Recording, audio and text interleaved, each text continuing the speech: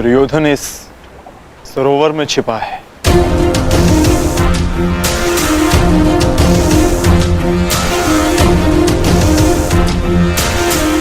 आवाहन दो विकोदर।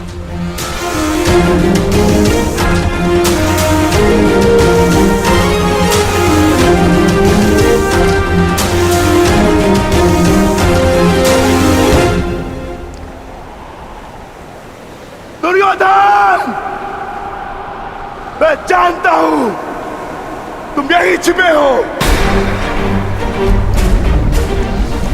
बाहर निकलो कायर और युद्ध करो मुझसे। सुन रहे हो ना कायर? सामने आओ। क्या इस प्रकार मेरा सामना करोगे? बाहर निकलो और बंद करो मुझसे।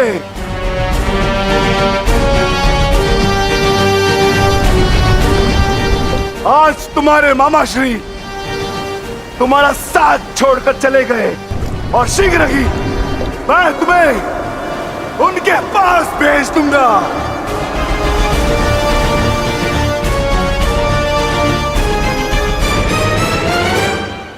अरे वज्र का शरीर लेकर भी भयभीत हो दुर्योधन। भारती कर्ण को अपना मित्र कहते हैं ना, किंतु आज यदि कर्ण तुम्हें इस दशा में देख लेते तो उन्हें भान हो जाता कि उनका मित्र एक शूरवीर योद्धा नहीं, बस एक कायर है। और उन्हें लज्जा आएगी उस क्षण पर जिस क्षण उन्होंने तुम्हारा साथ देने का निर्णय किया।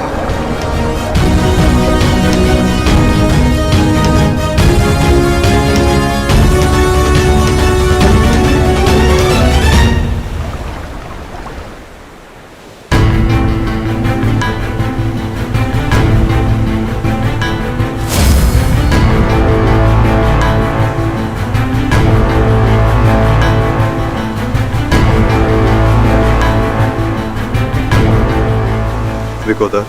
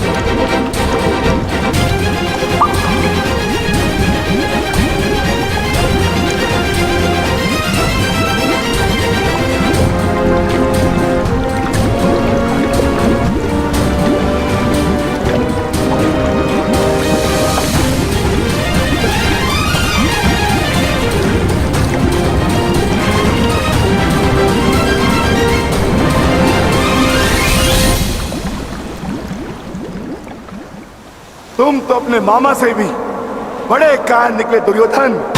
विश्वास नहीं होता कि तुम वही दुर्योधन हो जिसे ज्येष्ठ कर्ण हस्तिनापुर का महाराज बनाना चाहते थे। मेरा चयन बिल्कुल ठीक था।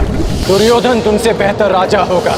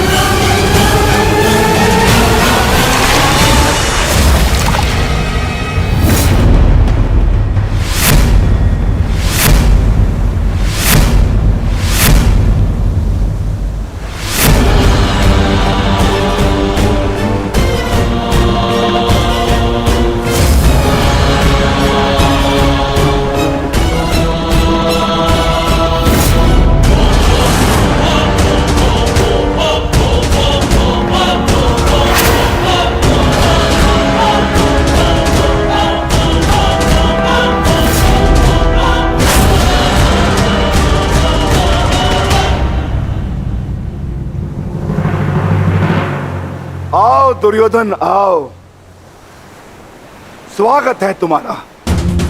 एक क्षण के लिए ऐसा लगा कि तुम इसी भांति सदैव छिपे रहोगे। मुझे तुमसे छिपने की आवश्यकता नहीं है भीम, क्योंकि मेरा शरीर वज्र का है। स्मरण है ना, कुछ समय पूर्व क्या दुर्दशा की थी मैंने तुम्हारी? स्मरण है?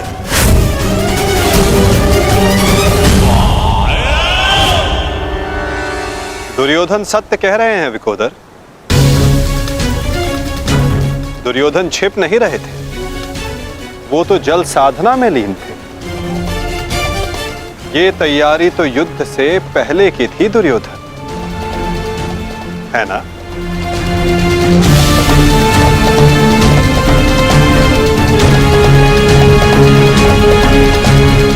अद्भुत, एक बार फिर तुमने मुझे चौंका दिया। हाँ, मैं जल साधना कर रहा था जो मेरे गुरु बलराम ने मुझे सिखाया है।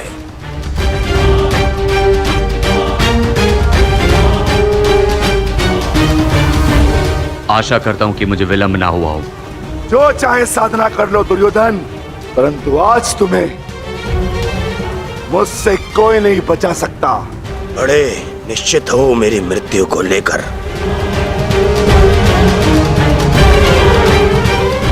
आज क्या कोई नया छल लाए हो मेरे लिए? हाँ, कोई छल नहीं होगा, युद्ध करो। उन्हें सोचा नहीं कि कैसे पांडव एक एक करके तुमसे युद्ध कर रहे थे। यही उस वासुदेव कृष्ण की नीति है कि तुम्हें थकाकर तुम्हें निशस्त्र कर दें। ठीक है, युद्ध होगा,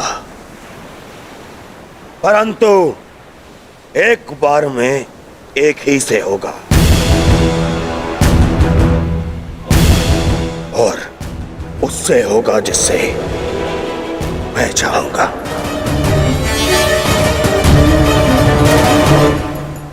स्वीकार है।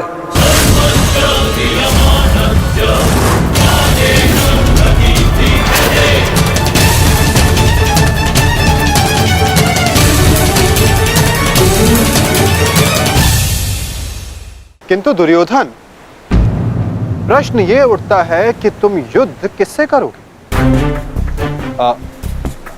नकुल सहदेव से?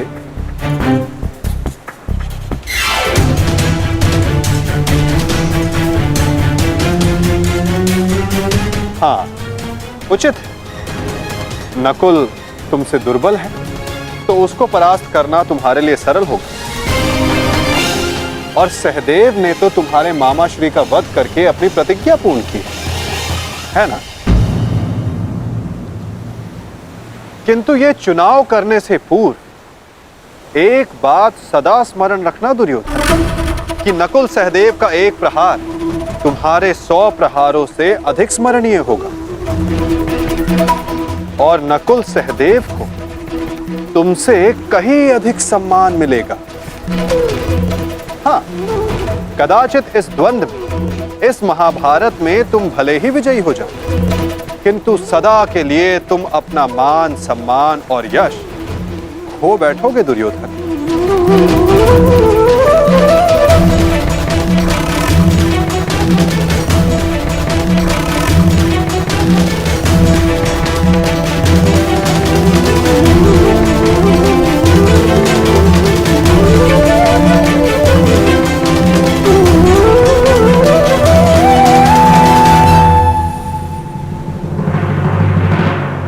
या तुम अर्जुन का चुनाव करोगे,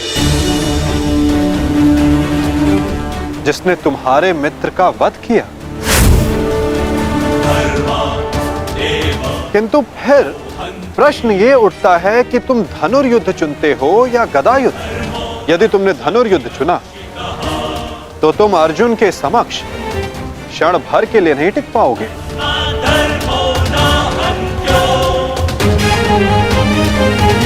और यदि तुमने गदा युद्ध चुना तो समस्त संसार तुम्हें इस अन्यायपूर्ण चुनाव के लिए सदा धिक्कारता रहेगा।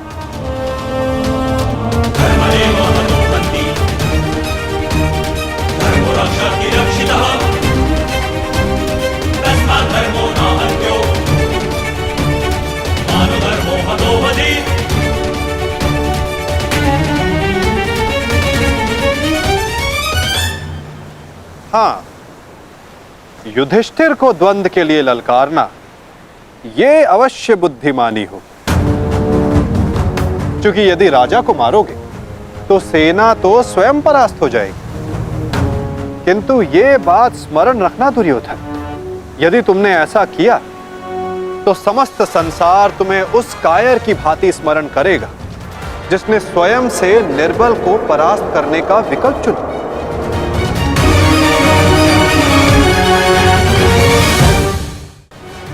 अब चुनाव तुम्हारा है दुर्योधन।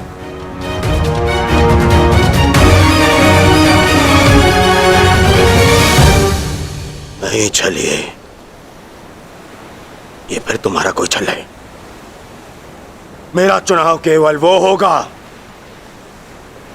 जिसकी मृत्यु मेरे 99 भाइयों के लिए श्रद्धांजलि होगी।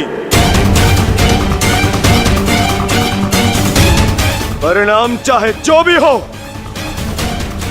दुर्योधन केवल एक महान योद्धा के रूप में जाना और पहचाना जाएगा।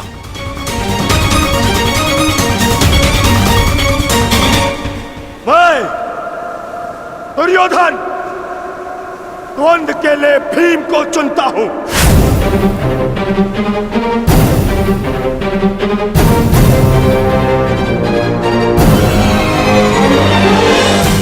और इसे मारने के पश्चात मैं एक एक करके बाकी चारों भाइयों को मारूंगा। ये मेरा वचन है।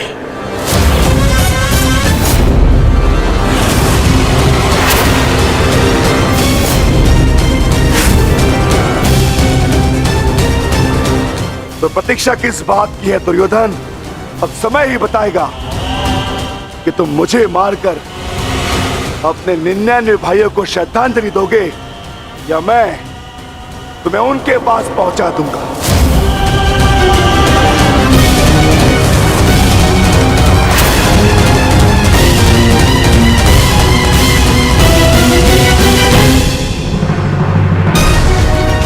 हर हर महादेव।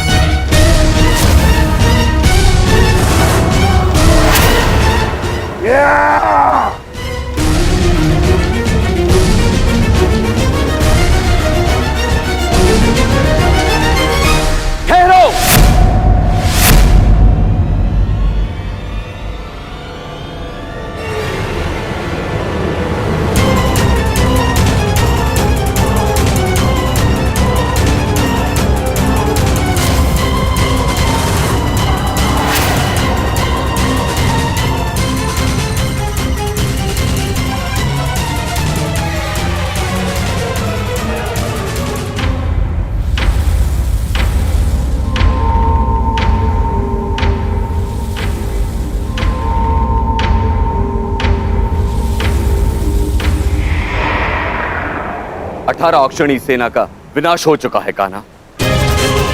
आर्यव्रत के सभी महारथी काल के गाल में समा चुके हैं। अब और कितनी आहुति दी जाएगी इस युद्ध में कान्हा? उत्तर दो। बंद करो ये विनाश, बंद करो ये महाभारत। अब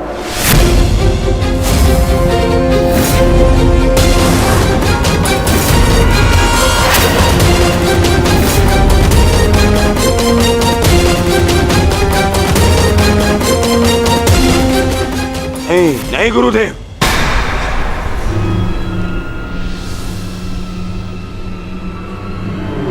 मैं इतना कुछ खो चुका हूं कि अब जब तक मेरा प्रतिशोध पूर्ण ना हो जाए ये युद्ध समाप्त नहीं हो सकता। और ना ही मैं अपनी प्रतिज्ञा पूर्ण होने से पूर्व इस युद्ध को समाप्त होने दूंगा।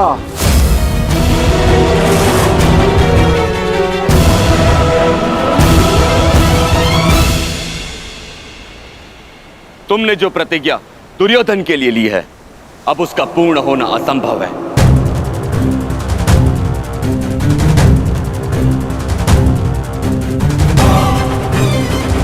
क्योंकि गदा युद्ध में कमर से नीचे प्रहार करना नियम के विरुद्ध है। और तुमने प्रतिज्ञा ली है दुर्योधन की जंगा तोड़ने की।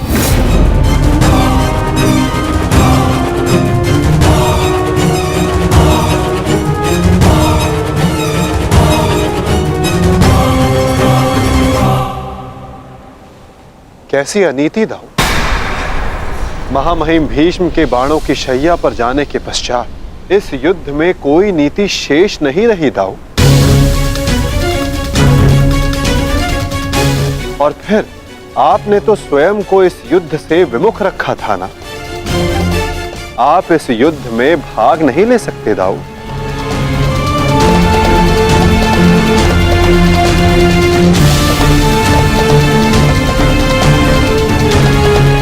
ये युद्ध धर्म स्थापना के लिए है दाऊ।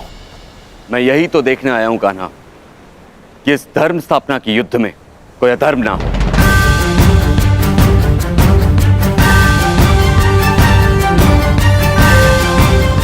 निश्चित रूप से मैं इस युद्ध में सम्मिलित नहीं होऊंगा, परंतु शरणागत की पुकार सुनना मेरा धर्म है।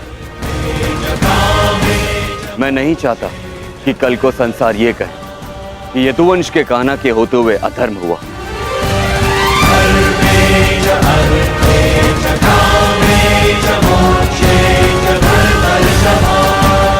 यदि ये दोनों युद्ध करना चाहते हैं तो करें।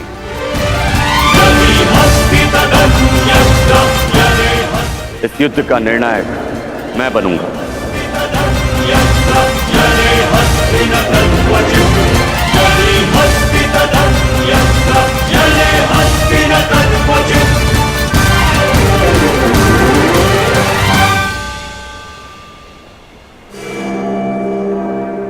और स्मरण रहे, जिसने भी इस युद्ध में नियमों का उल्लंघन करके विजय पाई, उसे मैं स्वयं अपने हल से समाप्त कर दूंगा।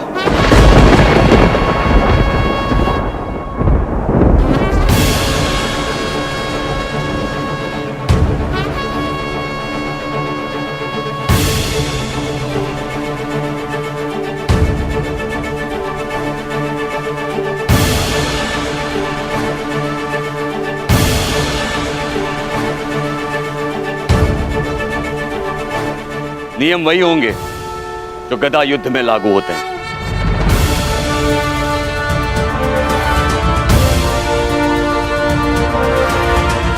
और युद्ध में कोई भी योद्धाओं के मध्य नहीं आ सकेगा।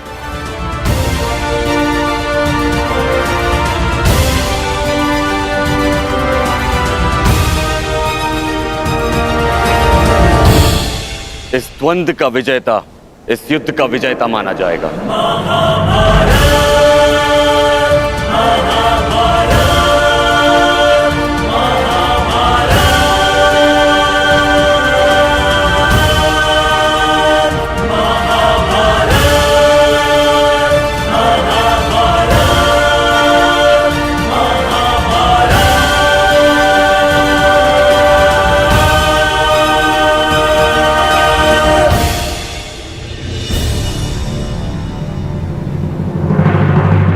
अब धर्म स्थापना का भार तुम्हारे कंधों पर है विकोदर।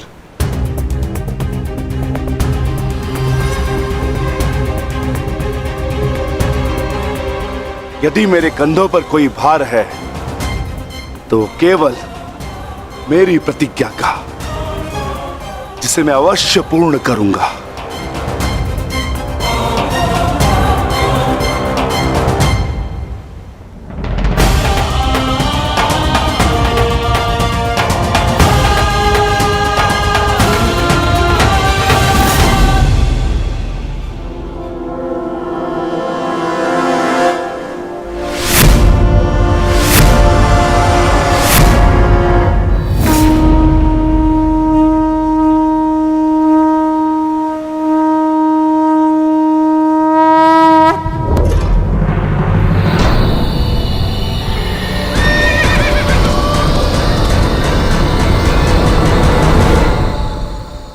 युद्ध प्रारंभ करो।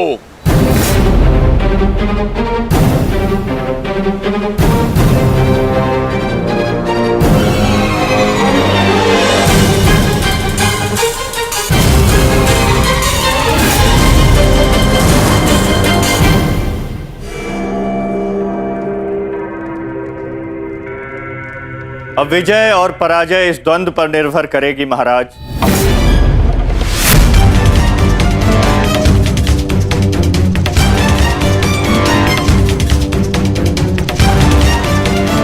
एक ओर प्रतिशोध है तो दूसरी ओर प्रतिज्ञा।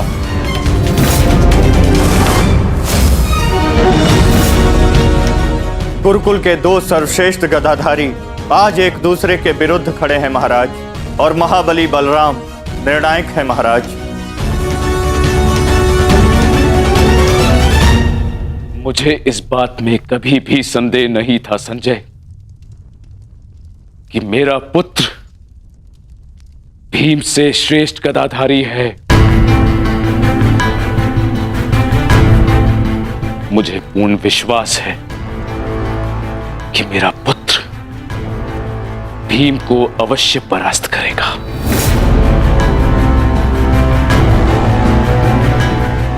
परंतु मुझे चिंता थी तो केवल वासुदेव की,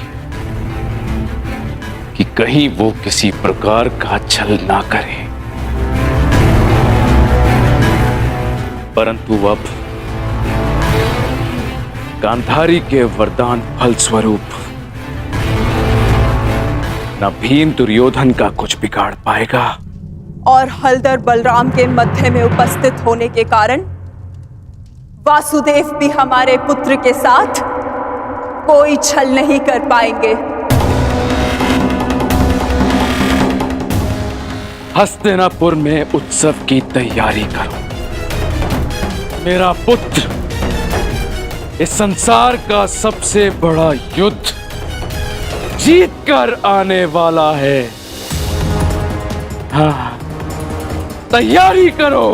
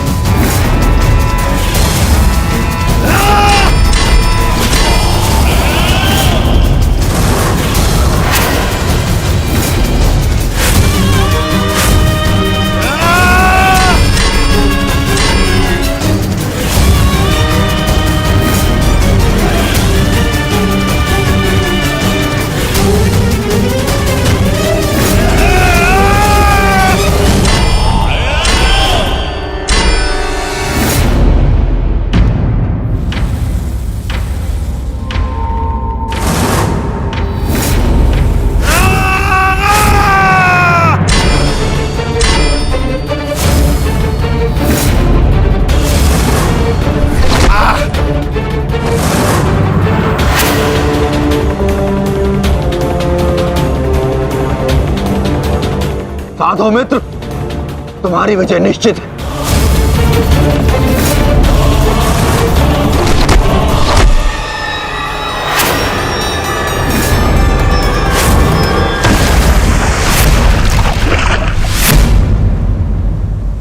माधव, यदि ऐसा ही चलता रहा तो भीम दुर्योधन के आगे अधिक समय तक टिक नहीं पाएगा। ये द्वंद्व पूर्ण रूप से दुर्योधन के पक्ष में है।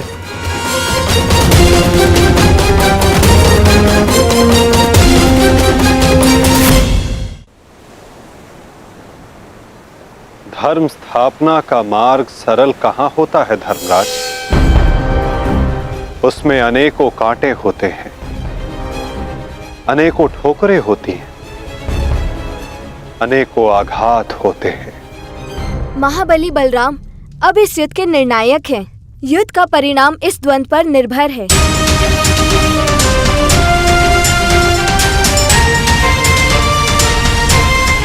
माधव, आप क्या यूं ही देखते रहेंगे?